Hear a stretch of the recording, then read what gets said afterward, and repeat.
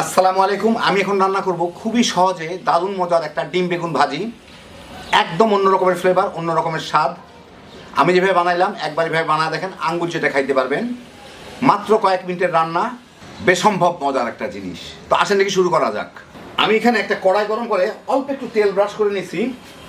এতে আমি 2টা ডিম একটু ভেজে নিব, মানে স্ক্র্যাম্বল করে নিব আর কি।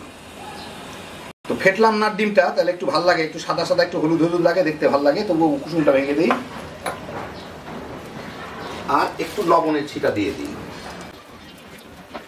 এখন এগুলাকে অল্প আছেই এইভাবে এইভাবে করে আমি ভেজে নিব, যাতে বাদামি বাদামি খুব পোড়া পোড়া দাগ না লাগে। আর এইভাবে না চাইলে কেউ সরাসরি রান্নার সময় ভাজতে পারেন, মানে সবজিগুলোকে একটু পাশে সরায় রেখে তারপর ডিমটা দিয়ে ভেজে নিতে পারেন, ওটাও হয়, ওটা সহজ হয়। ব্যাস হয়ে গেল ডিমটা ভাজা। আমি এবার উঠাই দিই। আমি ওই কড়াইতে 1.5 টেবিল চামচ তেল দিয়ে নিছি। এর মধ্যে আমি একটা বড় সাইজের পেঁয়াজ মোটা মোটা করে কেটে রাখছি, ওইটা একটু দিব,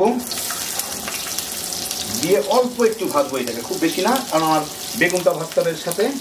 একটু ভেজে নিই পেঁয়াজটাকে, যাতে কোষগুলা খুলে খুলে যায়, এই পর্যন্তই ভাজবো। এই কয়েক সেকেন্ডের মধ্যেই, 20-25 সেকেন্ডের মধ্যেই পেঁয়াজটার কোষগুলা খুলে গেল। এখন আমি এর মধ্যে 4-5টা বেগুন কেটে রাখছি, কেটে ধুয়ে রাখছি। এর মধ্যে পোকা টোকা ছিল, এগুলো সব ফালা দিয়ে রাখছি। এগুলাকে এর সাথে একটু ভেজে নিই। একটু লবণ দিয়ে দিব এর মধ্যে অল্প। 4-5 মিনিট ভেজে বেগুনগুলো একটু নরম হইলে, একটু ভাজা ভাজা হয়ে যাচ্ছে, বেগুন খুব দ্রুতই নরম হয়। আমি 2টা টমেটো ভেবে একই রকম ফালি করে কেটে রাখছি, ওগুলা দিয়ে দিব। সাথে কয়েকটা কাঁচা মরিচ আছে, লাল মরিচ আছে, ওগুলাও দিয়ে দিব। দিয়ে এর সাথে ভেজে নিব। আর টমেটোর জন্য আমি আরেকটু লবণ নুন দিয়ে দিচ্ছি, অল্প অল্প করে লবণ দিব আর কি, খুব বেশি না, যাতে বেশি না হয়ে যায়। তাহলে টমেটোগুলো খুব জলদি একটু ভাজা ভাজা হবে, মানে নরম হবে আর কি। এখন এটাকে ভেজে নিব। আমি কিন্তু মাঝারি আছে ভাজতেছি।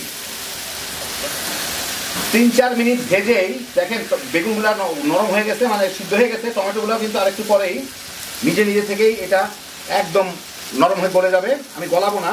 এখন আমি এর মধ্যে দিচ্ছি 2 চা চামচ চাট মশলা। এটা চাট মশলা, মানে এটা নিজের তৈরি চাট মশলা। কীভাবে বানাইতে হয় ডেসক্রিপশনে লিঙ্ক আছে, দেখে নিন। খুবই মজার একটা জিনিস, যে কোনো ভাজি কিংবা ফল টলের সাথে খাইতে অসাধারণ। এটা দিব, দিয়ে সাথে একটু মেখে নিই।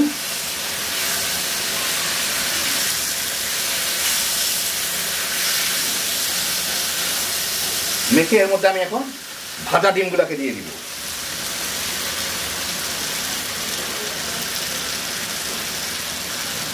আর ভাজার কিছু না, আমি চুলাটা বন্ধ করে দিই, নাহলে এটা বেশি গলে যাবে।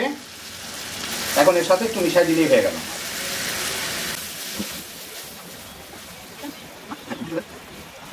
ভালো মতো মিশাই দিয়ে এখন আমি একটু ধনিয়া পাতার কুচি দিয়ে দিব। এটাকে হালকা করে একটু মিশাই দিই। বাস হয়ে গেল আমার ডিম বেগুন রান্না টমেটো দিয়ে। আপনাদের পরিবেশন করে দেখাই, অসাধারণ ফ্লেভার এটা। এই দেখেন হয়ে গেল আমার দারুণ মজার ডিম বেগুন। গরমা গরম আপনাদের বেড়ে দেখাই একটু।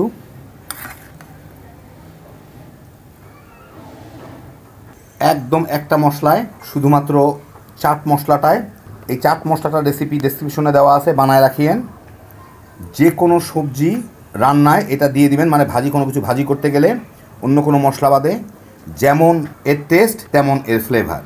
খুব সহজে ঘরে থাকা জিনিসেই এটা বানিয়ে নিতে পারবেন। যারা সবজি পছন্দ করেন একবার এইভাবে বানায় দেখেন, হ্যাপি জোশের একটা আইটেম। গরম ভাতের সাথে তামা তামা করে খায় ফেলাইতে পারবেন।